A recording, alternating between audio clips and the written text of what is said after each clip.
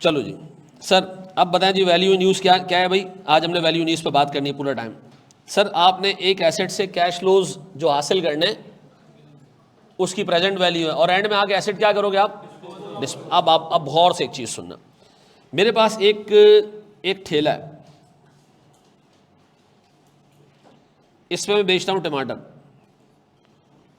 ठीक है जी, आसान बात है। इस ठेले की रिमेनिंग लाइफ 3 साल है। बता ठेला तुम्हें कैश कैसे देगा?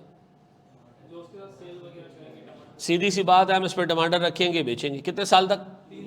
अच्छा, हमें लग रहा है कि अगले साल का मतलब है पहला साल, नेक्स्ट ईयर, उसके अगले साल और उसके अगले साल हम टमाटर बेच पाएंगे। हमारी सेल होगी 500 रुपये की, 400 रुपये की और 450 रुपये की। ये 3 सालों में इस ठेले पे क्या होगी? किस चीज़ की? टमाटर की। वैल्यू न्यूज़ किसकी निकाल रहे हो? टमाटर की या ठेले की? ठेले की। लेकिन हम सेल्स किसकी ले रहे हैं? टमाटर की। सर ये टमाटर ख़रीदा जाएगा, इसकी परचेज कॉस्ट होगी सर 200 रुपये, सर 150 रुपये और 160 रुपये, ऐसा। और क्या खर्चा दोगे? और क्या खर्चा करोगे? सर वो ठेले के ऊपर जो हमने बंदा खड़ा किया होगा ना, जो मजदूर होगा, जो बेचने में हमें हेल्प करेगा, उसको हम क्या कहेंगे? सर हमारा सेल्स एजेंट है वो, तो हम उसको देंगे सैलरी 50 रुपये, 50 रुपये और 50 रुपये, ठीक है जी। फिर जब हम ठेला खड़ा करते हैं वहां सर हमें एक भत्ता देना पड़ेगा। तो ये क्या जी? हमारी ऑपरेटिंग कॉस्ट कितने की जी? 20, फितरा, ज़कात, सदका, ऐसा इसी नाम से लिया जाता ना। उसके बाद क्या होगा? 3 महीने बाद एसेट हम डिस्पोज कर देंगे। जब डिस्पोज करोगे तो ठेला जाके बेचोगे किस पे? किसी कबाड़ी में बेचेंगे। अच्छा, ठेले की हालत इतनी बुरी हो चुकी होगी कि हम ठेला जो है ना तोड़ ताड़ के बेचेंगे, टुकड़ों में बेचेंगे, टायर अलग बेचेंगे, लोहा अलग बेचेंगे, लकड़ी अलग बेचेंगे। तो पैसे हमें मिलेंगे, डिस्पोजल हमें पैसे मिलेंगे सर 100 रुपये, लेकिन ये तोड़ने ताड़ने में हमारा खर्चा आएगा कितने का? कॉस्ट ऑफ डिस्पोजल सर 15 रुपये, ठीक है। अब एक बात बताएं मेरे प्यारे बच्चों, क्या ये सारे कैश फ्लोज आपको हासिल हो रहे हैं? किससे हासिल हो रहे हैं? हमारी अजम्पशन है ये ठेले से हासिल हो रहे हैं, ठीक है जी। ठेला नहीं होता तो ये कैश नहीं मिलता, ऐसा। तो आप बताएं सर ठेले की वजह से कितना कैश जनरेट हो रहा है? 230, दूसरे साल में 180 और 305, गिनती ऐसा। ये आ रहा है मेरे बच्चों कैश फ्लोज। अच्छा, अब मेरा एक सवाल है, सुनो। ARTD अपना वैल्यू न्यूज़ निकालना चाह रही है, हमारे कैश फ्लोज क्या होंगे? फीस होगी, और बस फीस ही होगी सर। अच्छा, बुक शॉप से हमारे पास कुछ पैसे आ रहे होंगे, अज्यूम करते हैं कि ARTD बुक शॉप चलाता है, और सर अज्यूम करें कैंटीन भी ARTD के, तो कैंटीन से भी पैसे आ रहे होंगे। और सर पिकनिक के नाम पे भी हम आपसे घसीटेंगे, एनुअल डिनर के नाम पे भी आपसे हम घसीटेंगे, एक्स्ट्रा करिकुलर एक्टिविटीज़ के नाम पे भी हम आपसे लेंगे, ठीक है जी। क्या चीज़? गेस्ट स्टेशन क्या मतलब? टेस्ट सेशन के भी हम आपसे अल्लाह माफ़ करे पैसे लेंगे, ठीक है ना। और जी तो वर्कशॉप के भी इंशाल्लाह आपसे पैसे लेंगे। तो जहां हमारा दिल करेगा वहां आपसे हम पैसे लेंगे, ठीक है जी। कस्टमाइज बैच के हम वैसे आज तक हमने पैसे नहीं लिए, चलो आज ले लेंगे। अच्छा, अब फिर खर्चा क्या होगा? सोचो, फैकल्टी की कॉस्ट, रेंट, और सर हमारे पास पोर्टल की पेमेंट जो हम करते हैं, और सर इलेक्ट्रिसिटी के चार्जेस, और सर जो यहाँ स्टाफ काम करता है उसके चार्जेस, और सर हमारा रेंट, और सर डेप्रिसिएशन नहीं। क्यों? आप क्या निकाल रहे हो? वैल्यू न्यूज़ किस चीज़ की प्रेजेंट वैल्यू है? कैश फ्लोज की। क्या डेप्रिसिएशन एक कैश बेस्ड एक्सपेंस है? नहीं सर। क्या डेप्रिसिएशन कैश में पे होता है? तो हम पहली चीज़ सीख रहे हैं कि जब आप कैश फ्लोज ड्राफ्ट कर रहे होंगे तो उसमें डेप्रिसिएशन को काउंट नहीं करेंगे। आपने अब 7 चीज़ें पढ़नी है जो आपने इन कैश फ्लोज में नहीं लेनी। कितनी चीज़ें? 7 चीज़ें। पहली चीज़ क्या बताई मैंने आपको? डेप्रिसिएशन एक्सपेंस आप नहीं लोगे, ऐसा। तो हम वैल्यू न्यूज़ कैलकुलेट करते हुए depreciation will not be included in cash flows for value news since it does not represent a genuine cash outflow. ऐसा पार्किंग के चार्जेस लेता है कोई आपसे क्या है? अच्छा, YouTube से अर्निंग। अच्छा, हमने चैनल कभी, यार तुम लोग इतना इतना आइडिया दे रहे हो, ये तो कभी सोचा ही नहीं हमने कि ये भी पैसे चार्ज करने चाहिए हैं। अच्छा, ये जो इतने सारे कैश फ्लोज हमने आपको गिनाए, ये ARTT के इस पूरी बिल्डिंग को इंपेयर करने के लिए हम चेक कर रहे हैं। ऐसा बंदे का जहन ऐसा चल रहा था ना। अब चलो एक बात करते हैं, एक मेडिकल लैब है, उसको कहाँ से पैसे मिल रहे होंगे? जो टेस्ट वगैरह कर रहे हैं उससे, जो डॉक्टर की कंसल्टेशन है उससे, उसका खर्चा क्या हो रहा होगा? जो टेस्ट पे खर्चा हो रहा है, जो केमिकल्स वो यूज़ कर रहे हैं, जो लोगों को सैलरी दे रहे हैं। तो याद रखिएगा, आपको कैश फ्लोज एग्जाम में खुद निकालने नहीं पड़ेंगे, वो आपको क्या करेगा? देगा खुद। आपको क्या करना है? उसमें से असेस करना है कि ये कैश फ्लो में लूँ या ना लूँ। ठीक है जी। पहली चीज़ हमने बता दी जो नहीं लेनी है, वो क्या है और रीज़न क्या है उसका? सर क्योंकि नॉन कैश है। ठीक है जी, बढ़े हम आगे बढ़ो ज़रा सर। दूसरी चीज़ बोर्ड पे देखना, क्या निकाल रहे हैं हम? वैल्यू न्यूज़ क्या होती है? Present value, present value of cash flows. कौन से cash flows? Future cash flows. ठीक है जी। हमने वर्ड क्या इस्तेमाल किया? प्रेजेंट वैल्यू का मतलब है आपने क्या करना है? डिस्काउंट करना है। आपने क्या करना है? डिस्काउंटिंग करनी है ऑफ फ्यूचर कैश फ्लोज। इसमें दूसरा वर्ड क्या? फ्यूचर। और तीसरा वर्ड क्या? तो इस वजह से हमने पढ़ा कि इसमें डेप्रिसिएशन नहीं आएगा। ऐसा अब हम बात करेंगे प्रेजेंट वैल्यू पे और फ्यूचर पे। ठीक है, गौर से सुनना मेरे बच्चों। ये आज आपको ये 7 बातें समझ आ गई तो 90% पास पेपर्स आप सॉल्व कर लो। ठीक है, ये 7 बातें अगर आपको समझ आई। हाँ जी, डेप्रिसिएशन क्यों नहीं लेते हम? सर आप present value of cash flows निकालने तो डेप्रिसिएशन कैश फ्लो थोड़ी है। ठीक है जी, नॉन कैश है वो। अच्छा, अब गौर से एक चीज सुनना। सर मैंने मिसाल के तौर पर एक बाइक खरीदी। बाइक मैंने खरीदी सर मिसाल के तौर पर 260 रुपए में। कितने में? 260 में। ये ईयर जीरो है। ईयर जीरो का मतलब बोर्ड पे देखो, नहीं लिखो, नहीं लिखो, नहीं लिखो, बोर्ड पे देखो। ईयर जीरो का मतलब क्या है? अभी मैंने बाइक खरीदी कितने की? 260 की। सर इसकी लाइफ है, अज्यूम करते हैं 5 साल। कितने? अभी खरीदी है बाइक। बताओ फ्यूचर में इसकी लाइफ कितनी बाकी है? 5 साल। अगला साल, उसका अगला साल, उसका अगला साल, उसका अगला साल और उसका अगला साल, 5 साल पूरे बाकी है। अगर आज मैं इसकी वैल्यू न्यूज निकालूं तो कैश फ्लोज कितने सालों के लूंगा? 5 सालों के। क्यों? 5 साल लाइफ बाकी है। ऐसा? अच्छा जी, अब बताएं जी 1 साल गुजर गया, अब बताएं ये डेप्रिशिएट होगा? कितना था सर? कॉस्ट कितनी थी? 200।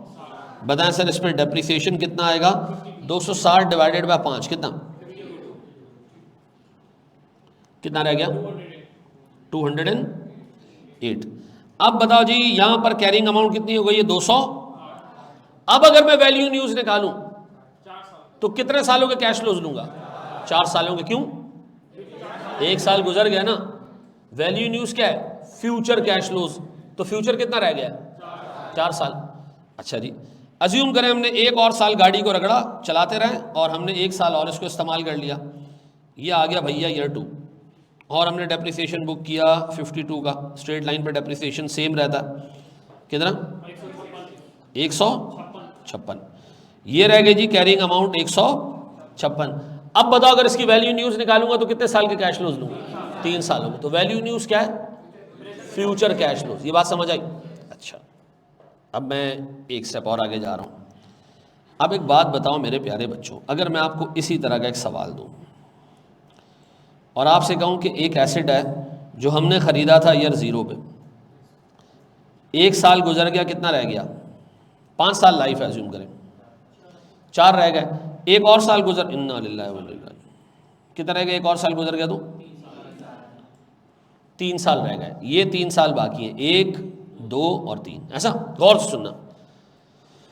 इस वक्त मैं कहाँ खड़ा हूँ, ईयर 2 पे। ईयर 2 का मतलब है अगला साल ईयर 3 होगा, ईयर 4 और ईयर,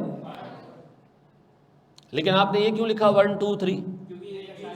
क्योंकि मेरे लिए अगला साल, उसका अगला साल और उसका अगला साल ही है। टोटल एसेट के हिसाब से 5 साल है, लेकिन चूंकि मैं आज ईयर 2 के एंड पे खड़ा हूं तो मेरे लिए अगला साल, उसका अगला साल और उसका अगला साल ही बाकी है, ऐसा। ये बात समझ आती है? बताओ इसकी रिमेनिंग लाइफ कितनी है? 3 साल। अच्छा, यहां पर ना मेरे पास इनफ्लो आ रहा है 500 रुपए का। कितने का? ये कब आएगा इनफ्लो? ईयर 3 का एंड गया, अब भाड़ में। हम इस वक्त कहां खड़े? 1 साल के एंड, 2 साल के एंड पे हम खड़े। अगले साल आने वाला ये अमाउंट, ऐसा। ये 150 रुपए कब मिलेंगे? सॉरी 500 रुपए कब मिलेंगे? अगले साल। 500 रुपए कब मिलेंगे? अगले साल। क्या ये फ्यूचर कैश फ्लो है? Yes sir. हमें किसी ने बताया कि असल में आपने ईयर 2 के दौरान एक सेल की थी, वो सेल थी 200 रुपए की, इसमें से आपको 150 रुपया मिल गया और 50 रुपए नहीं मिले। तो मैंने कहा बेटेड्स हो गया। उसने कहा नहीं, ये 50 रुपए आपको ईयर 3 में मिलेंगे। मैंने कहा अच्छा, तुम ये कहना चाह रहे हो कि ये जो 500 रुपए हैं, इसमें असल में 50 रुपए तो वो हैं जो पिछले साल से पर्टेन करते हैं और 450 रुपए वो हैं जो इस साल से। अब मेरा सवाल है, अगर मैं देखूं तो मेरे पास नेक्स्ट ईयर जो 500 रुपए का कैश आ रहा है, इसमें 50 रुपए का कैश ऐसा है जो पर्टेन करता है किससे? पास से, और 450 रुपए पर्टेन करते हैं किससे? लेकिन चूंकि मिल वो ईयर 1 में रहे, यानी अगले साल मिल रहे हैं। मुझे बताओ इसमें फ्यूचर कैश फ्लो का वर्ड पूरे 500 पे अप्लाई होता है? अच्छा, मेरा एक सवाल, 2 मिनट छोड़ो। वैल्यू न्यूज का मतलब क्या होता है?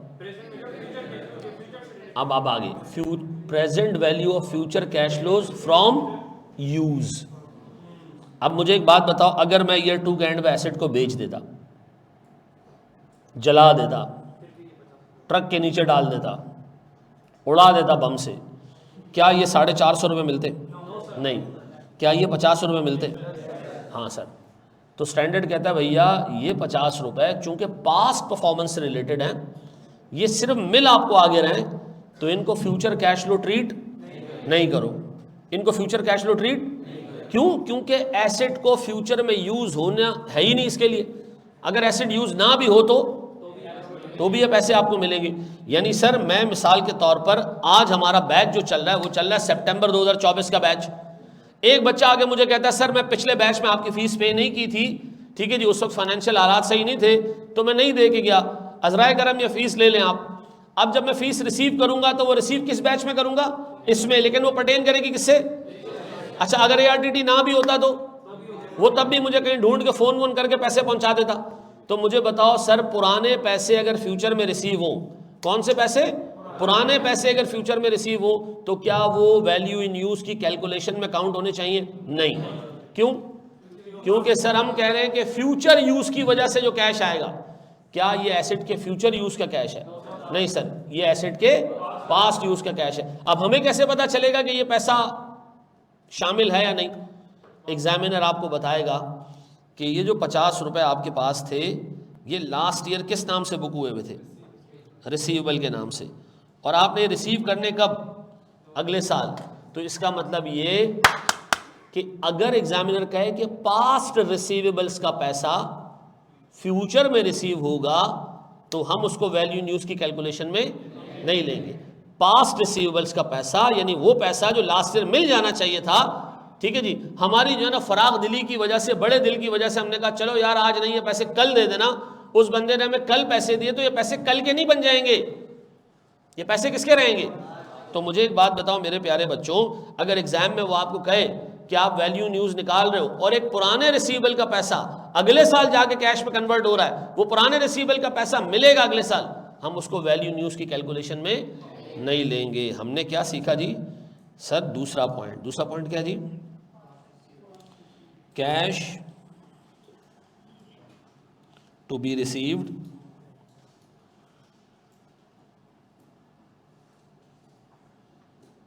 in future pertaining to a past receivable will not be included in the calculation of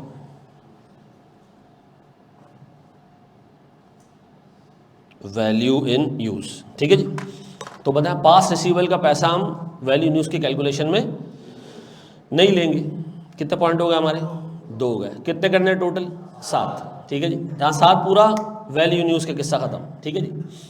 जी मेरे बच्चों किसी का सवाल है कोई? जी बेटा। सर लेकिन जो 50 मतलब इस साल के जो भी रिसीवेबल्स हैं तो अगर अगले साल में है तो उसकी 50 तो वो वैल्यू तो स्टिल नहीं रहेगी। देखो मुझे 50 वैल्यू रहे या ना रहे, मैं तो कह रहा हूँ ये 50 रुपये को आप इंक्लूड ही ना करें वैल्यू इन यूज़ में। क्यों? आप कह रहे हो मेरा एसेट फ्यूचर में यूज़ हो गया इतना कैश जनरेट करेगा, तो फ्यूचर में यूज़ होने पे ये तो पैसा मिल ही नहीं रहा ना। ये पैसा किस चीज़ का है? ये पास्ट का। आपका एसेट ना भी होता तब भी आपको पैसा मिल जाता। इसके लिए एसेट का फ्यूचर में यूज़ होना ज़रूरी नहीं है, तो हम इसको वैल्यू इन यूज़ की कैलकुलेशन में नहीं लेंगे। अब मिसाल के तौर पर तुम जाते हो किसी जगह जॉब करने के लिए और तुम्हारी जो है वो सैलरी डिसाइड हो रही है, तुम काम कर रहे हो, पहले भी काम करते रहे वहाँ पे, और तुमसे कहा जा रहा है जी अगले साल जो है वो तुम्हें 1000 रुपये जो है वो ऊपर मिलेंगे। आपने कहा मेरी सैलरी अगले साल जो है ना 25,000 हो जाएगी। उन्होंने कहा जी 25,000। पुराने महीने के आपको जो है ना वो कोई 2-2.5 हज़ार रुपये बाकी है। अगर आज आप जॉब छोड़ भी दोगे तो पुराने पैसे आपको मिलेंगे। तो इसका मतलब है मेरा फ्यूचर में जॉब करना इन पैसों के लिए ज़रूरी, फ्यूचर में चलना मेरे लिए ज़रूरी। तो बताओ एक मशीन अगर पास्ट में उससे प्रोडक्ट्स प्रोड्यूस हुए, हमने बेचे, पैसा आ जाना चाहिए था, हमारी गलती है हमने पैसा रिसीव नहीं किया। वो रिसीव कब होगा? तो क्या वो एसेट के फ्यूचर चलने पे डिपेंडेंट है कि वो पैसा मिले? नहीं सर, एसेट चले या ना चले, एसेट चले या ना चले, एसेट बेच भी दोगे, तबाह भी कर दोगे, घर ले जाओ उड़ा दो, तब भी ये 50 रुपये आपको।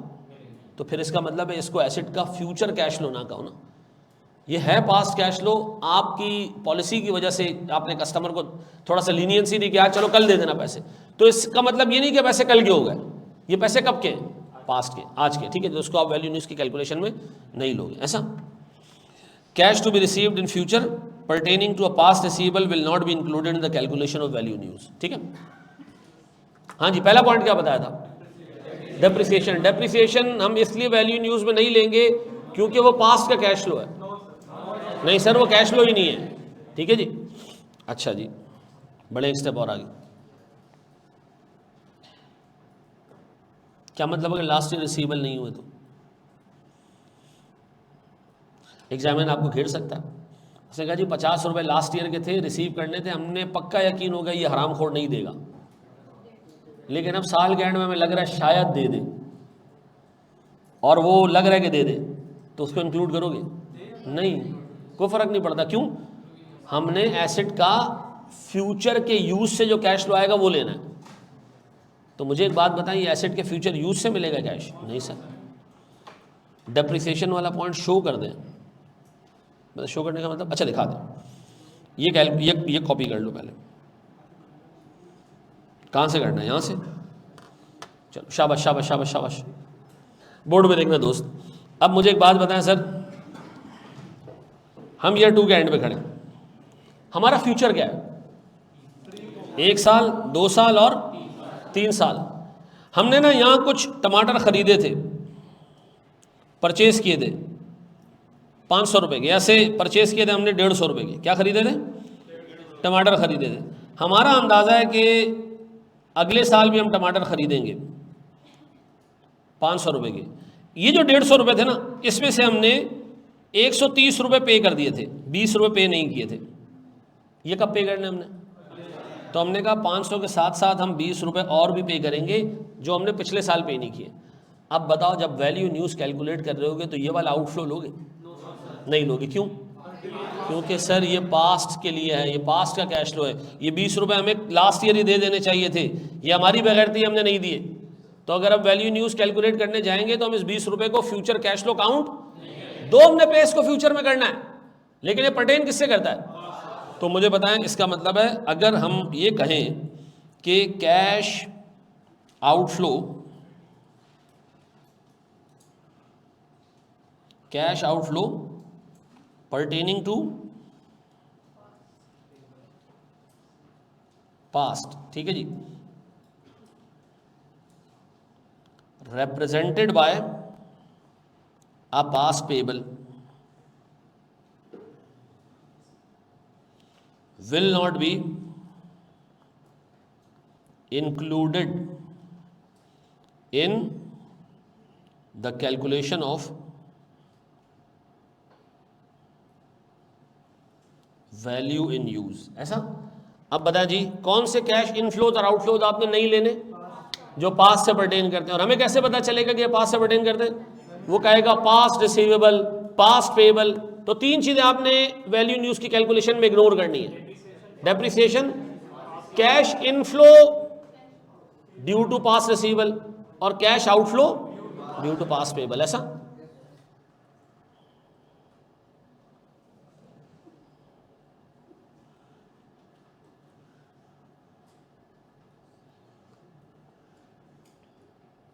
बिल्कुल, कैश आउटफ्लो भी यूज ऑफ एसेट के लिए ही होने चाहिए। ऐसा। चलो मेरे बच्चों, 7 चीजें ध्यान में रखनी है और फिर उनको अप्लाई भी करना है। अभी सिर्फ मैं आपको ये चीजें बता रहा हूं, अभी मैंने इसके ऊपर सवाल नहीं कराया। अगर मैं खाली बता दूं और सवाल ना कराऊं, आप अगले 5 मिनट बाद भूल जाओगे और जब सवाल आएगा अप्लाई भी नहीं कर पाओगे। ठीक है जी। कितनी चीजें हो गई? 3। अब आओ मेरे प्यारे बच्चों,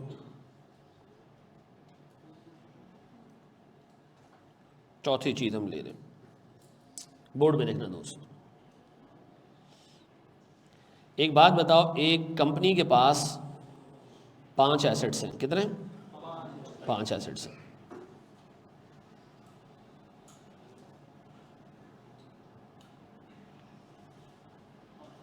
छोटा सा बना देते हैं, गौर से सुनना मेरे बच्चों। इन सब की सेल्स 300, 250, 240, 230 और 80, ये सब की क्या है? सेल्स है। सबकी कॉस्ट सर 150, 120, 100, 98 और से हमारे पास से 40। अब बताएं जी सबका नेट प्रॉफिट कितना है? 150, 130, 140,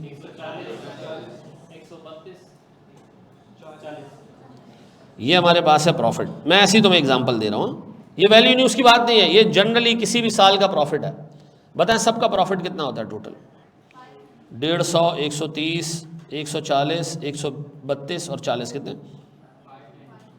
592। ऐसा, ये है हमारा टोटल प्रॉफिट। अच्छा मुझे एक बात बताओ, जब मैं एफबीआर को टैक्स देने जाऊंगा, एफबीआर ने कहा मुझे 30% टैक्स देना है, आपने क्या देना है?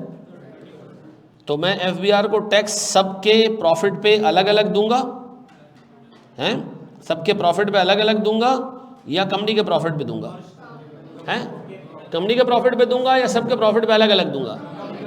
याद रखना, हम कभी भी सबके प्रॉफिट पे अलग अलग टैक्स नहीं देते। अदरवाइज मुझसे क्या, इस चिलर का टैक्स अलग होगा, इस कुर्सी का टैक्स अलग है। नहीं भाई, पूरे इदारे का टैक्स होगा। ये बात समझ आती है? पूरे एसेट का, पूरे की पूरी कंपनी का टैक्स होता है। एक कंपनी के अंदर 10 छोटी छोटी फैक्ट्रियां काम कर रही हैं, सब फैक्ट्रियां अलग अलग कैश जनरेट करती हैं, लेकिन इसके बावजूद हम टैक्स एक पे करेंगे। किस तरह? सबका प्रॉफिट ऐड करेंगे। ऐसा। हम एफबीआर के पास गए, हमने कहा एफबीआर हमसे ना 592 रुपये पे टैक्स ले लो।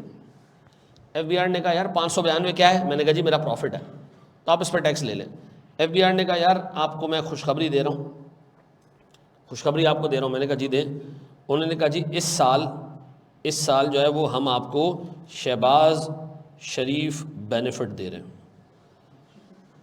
मैंने अच्छा शहबाज शरीफ बेनिफिट? मैंने कहा ये क्या है? उसने कहा आपके 592 रुपये पे टैक्स नहीं कटेगा। तो हमने कहा फिर? उसने कहा सर इसमें से 300 रुपये माफ़, ये इनकम पे टैक्स नहीं है। हमने कहा अच्छा बेहतरीन, कितना रह गया? 292, इस पे टैक्स काट लो। तो उसने कहा इस पे भी टैक्स नहीं है। मैंने कहा फिर? उसने कहा जी आसिफ अली जरदारी बेनिफिट। मैंने कहा यार तो मैं तो इनको, ये तो स्वामी है, मैं तो इनको कुछ और समझ रहा था। तो उन्होंने कहा इसका, उसने कहा जी इसका 50 रुपया। मैंने कहा यार कोई मसला नहीं, देते जाओ। कितना होगा जी? 242।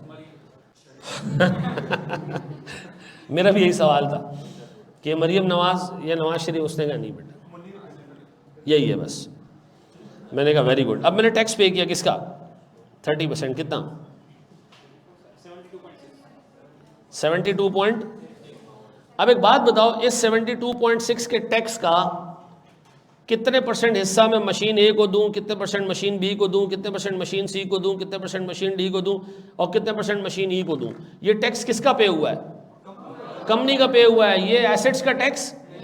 तो जब आप कैश फ्लो निकालेंगे ना किसी भी एसेट का वैल्यू इन यूज निकालने के लिए, तो चूंकि टैक्स कंपनी लेवल पर पे होता है, एसेट लेवल पर पे, तो आप उसमें टैक्स एक्सपेंस नहीं लोगे।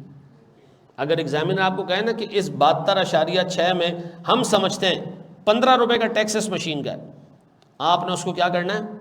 इग्नोर करना है। आपने कहना जी टैक्स 15 रुपए का मशीन का हमने पे नहीं किया, हम टैक्स किसका पे करते हैं? कंपनी का पे करते हैं। तो आपने किस हिसाब से इसको जो है वो एसेट्स में एलोकेट कर दिया, ये गलत किया आपने। आपने वैल्यू इन यूज की कैलकुलेशन में टैक्स को, because tax is not an individual asset matter, tax is a company level matter. Tax आप कंपनी के प्रॉफिट पे देते हो। बाज़ औक़ात आपको बेनिफिट्स मिल रहे होते हैं बहुत सारे, जिसका एसेट से कोई ताल्लुक, ये शहबाज शरीफ अलाउंस और आसिफ अली जरदारी अलाउंस, ये आपको किसी एसेट की वजह से मिला है? नहीं सर, ये गवर्नमेंट ऑफ पाकिस्तान ने दे दिया। तो मुझे एक बात बताओ, क्या मैं कह सकता हूँ कि मैंने 12 रुपए का टैक्स इस एसेट पे किया है? क्या मैं कह सकता हूँ कि मैंने 13 रुपए का टैक्स इस एसेट पे किया? नहीं नहीं नहीं कह सकते आप। तो अगर एग्जाम में वो आपको दे दे कि हमारा अंदाजा है कि हमने 13 रुपए का टैक्स इस एसेट पे किया है, तो आपने कहा यार ये किस तरह आपने कैलकुलेट कर लिया? अंदाजा ही लगाया होगा ना, जेन्युइन कैश फ्लो नहीं है ये, अंदाजा खाली। तो बताएं, हम टैक्स के कैश फ्लोज नहीं लेंगे, हम इनकम टैक्स के कैश फ्लोज, हम पास रिसीवेबल के कैश फ्लोज, हम पास पेबल के कैश फ्लोज नहीं लेंगे, और हम डेप्रिसिएशन को भी। अच्छा, टैक्स क्यों नहीं लोगे सर? टैक्स किसी एसेट के उस पर थोड़ा, हम तो इम्पेयरमेंट निकाल लें किसी एक एसेट का, हमें थोड़ी पता कि टैक्स इस एसेट की वजह से कितना पे किया हमने। तो हम अंदाजा आसान रखने के लिए हम उस पर टैक्स का कैश लो, क्योंकि tax is a corporate matter. ठीक है जी, ये किस लेवल का मैटर है? कंपनी लेवल का मैटर। ऐसा है। कितने कैश फ्लोज हो गए? 4। अब ये कॉपी करो तो मैं आपको एक छोटा सा सवाल दे दूं ताकि अप्लाई कर दें। यहां से लिखना। अच्छा, मैं लिख के दे दूं।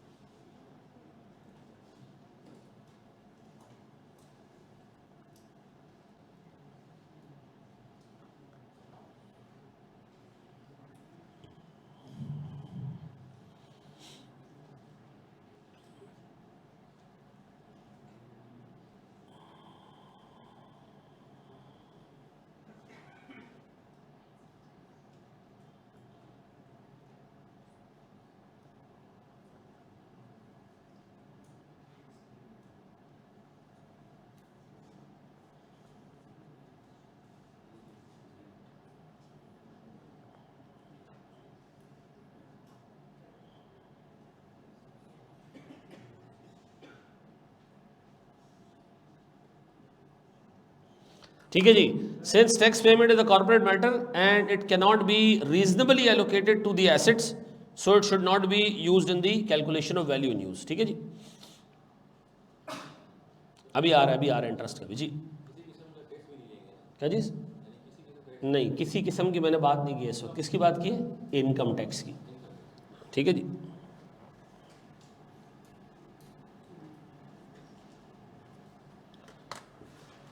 अभी थोड़ा थोड़ा जैसे तुम्हारा जहन पुख्ता होता जाएगा ना सवालों के बाद, तो फिर मैं बताऊंगा कुछ ऐसे टैक्सेस होते हैं जो हमने वैल्यू न्यूज़ में लेने होते हैं। अभी मैं नहीं बता रहा, थोड़ा सा आगे जाके। ठीक, थोड़ा सा हमारा दिमाग पक्का हो जाए, बढ़ जाएंगे। सर क्या मुझे रीज़न पता होना चाहिए कि हम ये क्यों नहीं ले रहे कैश फ्लोज? नहीं, ना भी पता हो रीज़न तो भी काम चल जाएगा। भाई इतना पता होना चाहिए कि कौन से कैश फ्लोज नहीं लेने। हाँ बिल्कुल, कैपिटल वैल्यू टैक्स अभी आगे हम डिस्कस करेंगे। ठीक है सर, अगर कोई एसेट हम यूज़ ना करते तो एक एसेट से प्रॉफिट कम हो जाता और टैक्स भी कम हो जाता। हाँ बिल्कुल कम हो जाता। लेकिन मुझे एक बात बताओ सर, जब आप कंपनी, देखो मैं अभी तुम लोग का बहुत छोटा लेवल है, जब आप कंपनी लेवल पे टैक्स पे करने जाते हो ना, तो टैक्स पे करना इतना आसान नहीं होता। टैक्स के अंदर पुराने लॉसेस कैरी फॉरवर्ड हो रहे होते हैं, आपको डोनेशंस के और ज़कात के और बहुत सारी चीज़ों के टैक्स क्रेडिट्स मिल रहे होते हैं। ठीक है जी, मिसाल के तौर पर आज मैं एक डोनेशन करूं जी, मैंने छिपा एम्बुलेंस के लिए जो है वो एक ज़बरदस्त किस्म की एम्बुलेंस मंगवा ली, तो जब मैं अपनी टैक्स लायबिलिटी कैलकुलेट करने जाऊंगा तो उसका मुझे टैक्स क्रेडिट मिलेगा, मेरी लायबिलिटी कम हो जाएगी। मिसाल के तौर पर सर मैं आज जो है ना वो एक लाइफ इंश्योरेंस पॉलिसी ले लूँ, तो मुझे लॉ इनकरेज करता है कि जी अपनी लाइफ इंश्योरेंस पॉलिसी लें आप। ठीक है जी, तो मुझे उस पर लॉ क्या करेगा, मेरी टैक्स लायबिलिटी को।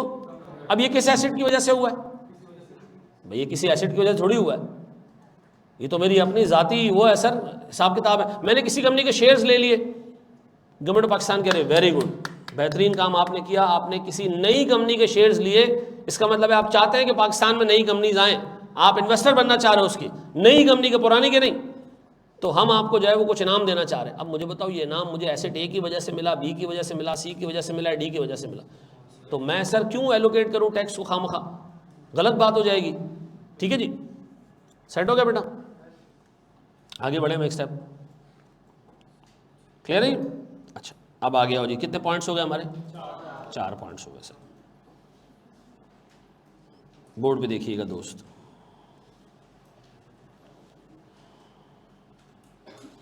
एक बात बताओ, 5वां पॉइंट, छठा और 7वां फिर हम थोड़ा सा बाद में देखेंगे, पहले 5 पॉइंट्स कंप्लीट कर लें। एक बात बताओ, मुल्क में आप किसी बैंक पे जाते हो, सर ये बैंक है माशाल्लाह, ये एक बैंक है और ये आप हैं। ठीक है जी, आप जाते हो बैंक के पास, बैंक को कहते हो बैंक अगर मैं 100 रुपये तुम्हारे पास रखवाऊंगा तो मुझे कितना सूद दोगे? बैंक ने कहा 16%। कितना? आपने कहा वाह यार कमाल कर दिया तुमने। आपने कहा आपको पता है मुल्क में इन्फ्लेशन रेट कितना चल रहा है? तो मैंने उसको कहा यार मुल्क में इन्फ्लेशन रेट चल रहा है कोई 11% का, तो आप 16% का सूद दे रहे हैं। ठीक है जी, जैसे बैंक को हमने कहा जी मुल्क में चल रहा है इन्फ्लेशन रेट कितने का? 22%, तुम कितने का सूद का रेट दे रहे हो? तो अगर मैं तुम्हारे पास पैसा रखवाऊंगा तो मेरे पैसे की तो वैल्यू कम होती जाएगी, फायदा क्या? तो बैंक ने कहा ठीक है सर, आपके कहने से ये हो गया 22%। तो मैंने कहा क्या फ़ायदा फिर भी तुम्हारे पास पैसा रखवा देने से, मुझे कोई इनकम थोड़ी मिल रही है, मैं अपने से अपने पैसे को दूर कर रहा हूँ। इससे बेहतर है मैं आटे की बोरी लेकर रख लूँ घर में, पूरा टाइम मुझे ये तो सुकून रहेगा ना कि आटा घर में पड़ा हुआ है, तो तुम्हारे पास पैसे रखवाने का क्या फ़ायदा? तो बैंक ने कहा आप क्या चाह रहे हैं? मैंने कहा थोड़ा सा एडिशनल रिटर्न दो ना, ये पैसा मेरा एसेट तो तुम्हारे पास चला जाएगा ना। पैसा किसके पास चला जाएगा? अगर मैं घर पे आटा लेके रख देता तो ये 22% का इन्फ्लेशन मुझे नहीं फील होता, आटा भले बाहर जितना भी महंगा हो जाए मेरे तो घर में पड़ा हुआ है। तो मैंने कहा यार देखो मैं अपना एसेट तुम्हें दे रहा हूँ, ये एसेट में घर पे भी रख सकता था, 22% की इन्फ्लेशन मुझे नहीं लगती, फायदा हो जाता मेरा। तुम्हें दे के मुझे क्या मिल रहा है? आटा तो नहीं है ना मेरे घर में, कल तुम्हारा बैंक डूब जाए तो मेरा पैसा तो गया। अगर मेरे घर में आटे की बोरी ला के रख देता तो तुम्हारा बैंक डूब भी जाता तो तब भी शाम में मुझे पराठे मिल जाते। अब मुझे एक बात बताओ, बैंक ने कहा अच्छा फिर आपको क्या चाहिए? मैंने कहा यार मैं आपके पास पैसा इन्वेस्ट कर रहा हूँ, रिस्क ले रहा हूँ, आपका बैंक डूब सकता है, थोड़ा तो एडिशनल पैसा दो। उसने कहा ठीक है हम आपको 3% और दे रहे हैं। मैंने कहा भाई बड़ी मेहरबानी, मेरे बाप पे एहसान है आपका, चलो ये 25% मुझे दे दो। अब बताओ sir interest rate inflation rate से क्या होता है? होना चाहिए उसको ज़्यादा, पाकिस्तान में अब होने लग गया है। अब बताओ जी इंटरेस्ट रेट में इन्फ्लेशन शामिल है? शामिल है? इंटरेस्ट रेट के अंदर इन्फ्लेशन शामिल है कि नहीं? अब मुझे बताओ हम जब वैल्यू न्यूज़ की कैश फ्लोज की डिस्काउंटिंग करेंगे तो जो डिस्काउंट रेट होगा वो क्या होगा? वो इन्फ्लेशन रेट होगा या वो इंटरेस्ट रेट होगा? सर वो इन्फ्लेशन रेट नहीं होगा, बल्कि तो हम डिस्काउंटिंग किससे करते हैं? इंटरेस्ट रेट से। डिस्काउंटिंग करने से कैश फ्लो बड़ा हो जाता है, कम हो जाता है। डिस्काउंट करने से कैश फ्लोज कम हो जाते हैं। सर उमर मेरे पास बेटा यहाँ लिखा हुआ आ रहा है तुम दरमियान में ना कोई तुम तकरीबन कोई 2.75-3 मिनट के लिए स्क्रीन के आगे से उठ के गए हो, सच बताओ। मेरे पास यहाँ अटेंटिव लेवल आ रहा होता है, ये आपने स्क्रीन मिनिमाइज की थी, सच बताना, झूठ नहीं बोलना। ये मेरे पास जूम पे रिपोर्ट आ रही होती है, ठीक है जी। हाँ हाँ, यहाँ आ रहा होता है टेंशन लेवल, और वो पता है ख़त्म कम कैसे होता है, जब आप स्क्रीन मिनिमाइज कर देते हो। इंटरनेट ने देखा, मेरे पास कोई ऐसी चीज़ नहीं है, ठीक है ना। बच्चे ने कहा रिपीट करें, रिपीट। ये समझ नहीं आया, मैंने कहा मैंने इतना आसान तरीके से समझाया, समझ नहीं आया, ये नहीं हो सकता दादा। चलो वापस सुनाते हैं। जब भी आप किसी बैंक पे जाते हो ना पैसा रखवाने के लिए, और वो आपको इन्फ्लेशन से कम सूद दे, तो फ़ायदा क्या? आप कहोगे यार इससे बेहतर है मैं पैसा घर में लेके कोई सोना लेके रख लूँ, चीज़ें महंगी होंगी तो सोना भी महंगा हो जाएगा, तो इन्फ्लेशन तो बीट हो जाएगा ना। तो अगर मैं आपके पास पैसा रखवा रहा हूँ, तो बैंक ने कहा फिर हमसे भी आप 22% का रिटर्न ले लें। मैंने कहा नहीं, इन्फ्लेशन से ज़्यादा रिटर्न चाहिए। क्यों? सोना लेके रखता तो मेरे पास होता, पैसा तुम्हें दे दूंगा तो पैसा तो तुम्हारे पास होगा ना। कल तुम्हारा बैंक डूब गया तो मेरा पैसा, अगर मैं सोना लेके रख दूं तो एटलीस्ट 22% का इन्फ्लेशन का हिट मुझे नहीं पड़ेगा, लेकिन पैसा तो मेरे पास ही होगा ना, सोना तो मेरे पास ही होगा। तो मुझे एक बात बताएं, जब आप पैसा किसी को देते हैं तो उससे इन्फ्लेशन से ज़्यादा रिटर्न डिमांड करते हो, तो मुझे बताओ जब मैंने एसेट खरीदा होगा तो उससे मैं क्या एक्सपेक्ट करूं? मुझे इन्फ्लेशन के बराबर का रिटर्न मिले या उससे ज़्यादा रिटर्न मिले? तो मुझे बताया मैं आइंदा के बाद जब वैल्यू न्यूज़ कैलकुलेट कर रहा हूँ तो मैं डिस्काउंट किससे करूँगा? इन्फ्लेशन रेट से नहीं करूँगा, बल्कि इंटरेस्ट रेट से करूँगा। तो अगर एग्जाम में गिवन भी हो इन्फ्लेशन रेट भी इंटरेस्ट रेट भी, आप कौन सा यूज़ करोगे? Interest rate. Interest rate inflation rate से, बिकॉज उसके अंदर क्या शामिल होता है सर? उसके अंदर रिटर्न शामिल होता है, टेक्निकल अल्फाज इस्तेमाल करूँ, उसके अंदर रिटर्न शामिल होता है डिप्राइवल ऑफ एसेट का। डिप्राइवल ऑफ एसेट समझते हो क्या है? आपसे एसेट ले लिया गया, डिप्राइव कर दिया गया आपको, तो उसके बदले आपको क्या देगा? वो रिटर्न देगा। यार ये लो भाई, तुमने हम पे भरोसा किया, पैसा हमारे वाले कर दिया, ये ले भाई 3% ऊपर। आप ये भी तो कर सकते थे ना कि आप गोल्ड लेके रख लेते अपने पास। मुल्क में 22% इन्फ्लेशन आता तो आपका गोल्ड भी 22% बढ़ जाता ना। आपने पैसा किसको दिया? प्रेफर किसको किया? गोल्ड लेने की जगह बैंक को दिया।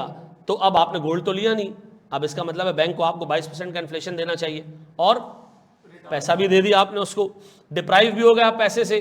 तो उसका मतलब है सर मुझे डिस्काउंटिंग करनी चाहिए किससे? इंटरेस्ट रेट से, इन्फ्लेशन रेट से। अब बताओ अगर पेपर में दोनों रेट गिवन होंगे तो क्या करोगे?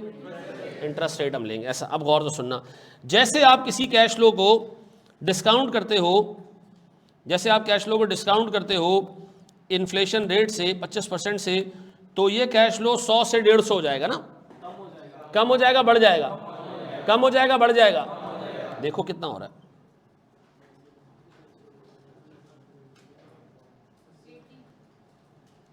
80 पक्का।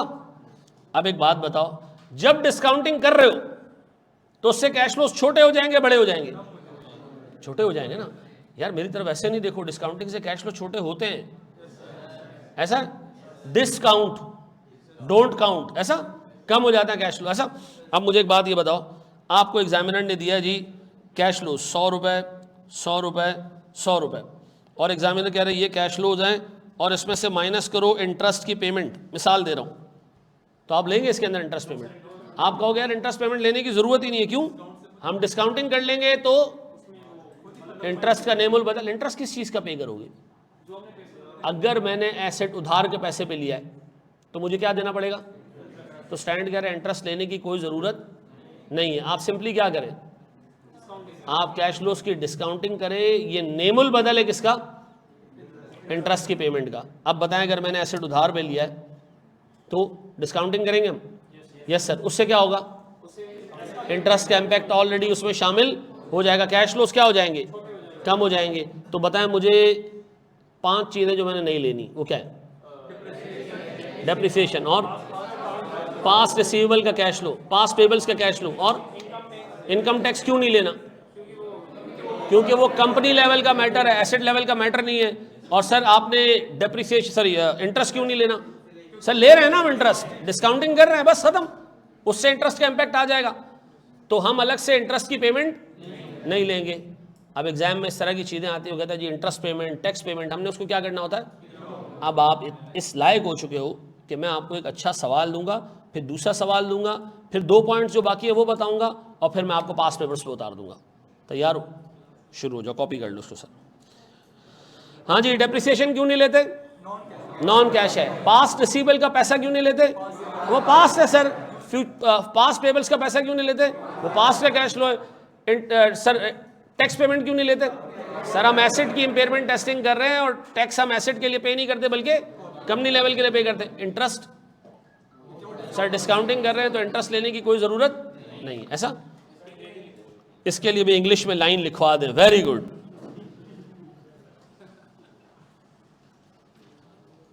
कौन सा नंबर है हमारे पास ये,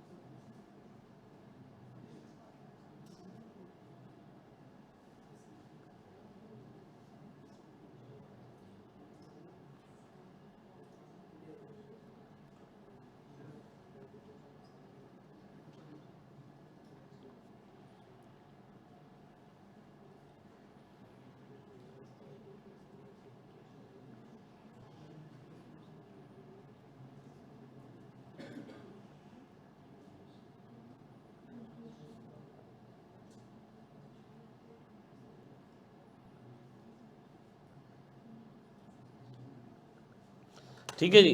तो हम डिस्काउंटिंग से क्या करेंगे,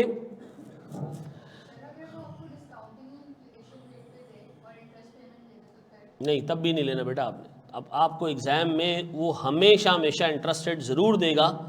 उसकी वजह ये कि आप इन्फ्लेशन से इंटरेस्ट रेट कैलकुलेट करने का आपको आता नहीं है, ठीक है। वो आपको हमेशा इंटरेस्ट रेट देगा, क्यों, क्योंकि वैल्यू न्यूज़ की डिस्काउंटिंग करनी किससे, इंटरेस्ट रेट से, इन्फ्लेशन रेट से नहीं करनी। अगर वो आपको इन्फ्लेशन रेट दे तो वो ये चेक करने के लिए देगा कि आया आप उसको इग्नोर करते हो या नहीं करते हो, ठीक है जी। अच्छा मुझे एक बात बताओ सर, डिस्काउंटिंग किस लिए की जाती है। अच्छा मैं आपको ना, मतलब आपके लेवल की बात नहीं है लेकिन थोड़ा सा ऊपर लेवल की एक बात बताता हूँ। मुझे एक बात बताओ, मुझे किसी ने कहा एक बस ख़रीद लो, बड़ा फ़ायदा होगा। क्या होगा, बड़ा फ़ायदा होगा। मैंने कहा पैसे ही नहीं है।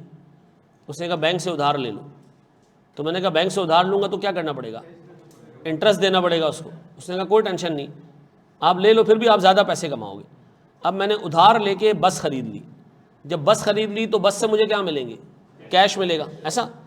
उस कैश में से मैं सूद पे करूँगा, ऐसा है या नहीं।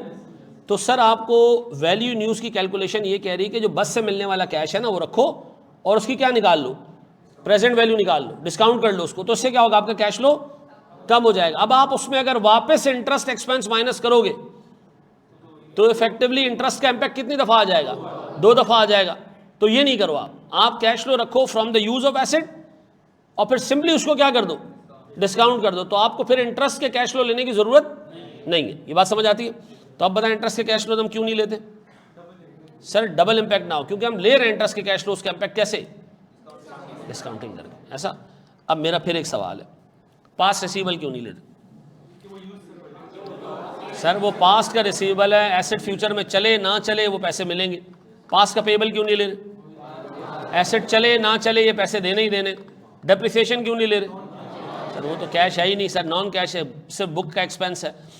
इनकम टैक्स क्यों नहीं ले रहे, सर हम इम्पेयरमेंट टेस्ट कर रहे हैं एक एसेट की, तो कैसे हम अंदाज़ा लगाएं कि कंपनी के टैक्स में इस एसेट का कितना हिस्सा है।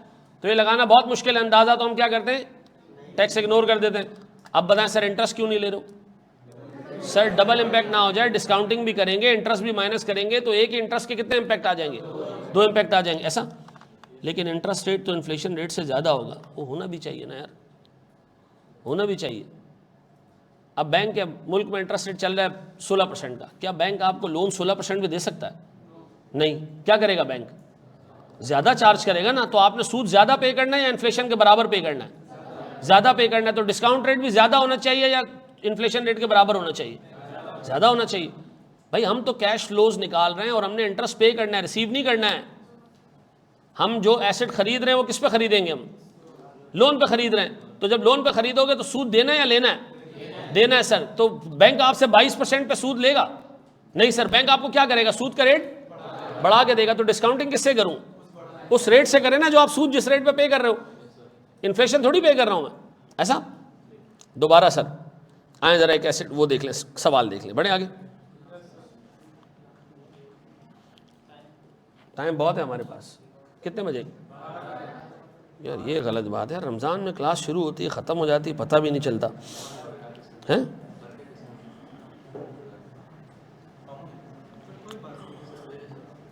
चलो भले आज मैं आपको जो है वो एक सवाल दूंगा जिसमें आज की चीज़ें नहीं डालूंगा, अगर डालूंगा भी तो सिर्फ थ्योरी के हद तक डालूंगा, आपने यस नो करना है, ठीक है जी?